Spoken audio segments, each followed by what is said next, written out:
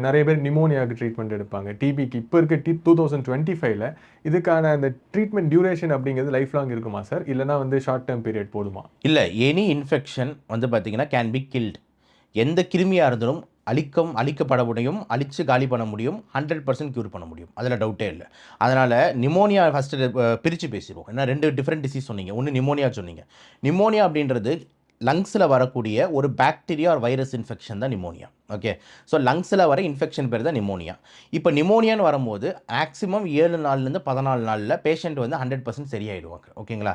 இதே கொஞ்சம் சிவியர் நிமோனியாவாகி இப்போ இந்த கொரோனா மாதிரி டைம்லலாம் பார்த்தீங்கன்னா நிறைய பேர் வென்டிலேட்டரில் இருந்தாங்க, பார்த்தீங்க ஐசியூவில் தான். அப்படிலாம் இருந்ததுன்னா கொஞ்சம் வந்து நம்மளுக்கு ப்ராக்ரஸ் ஆகி நம்மளுக்கு டிலே ஆகிறதுக்கு வாய்ப்பு இருக்குது. ஸோ நிமோனியா பற்றி நம்ம எப்படி பிரிக்கலாம்னா, ஒன்று பேஷண்ட் 100% சரியாயிடுவான், இல்லைனா பேஷண்ட் வந்து ரொம்ப சீரியஸாக போய் இறந்துருவான்.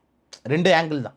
யாருமே வந்து பார்த்தீங்கன்னா நிமோனியாவுக்கு லைஃப் லாங் மாத்திரை போட்டுக்கிட்டு இருக்கணுமான்றது கிடையாது.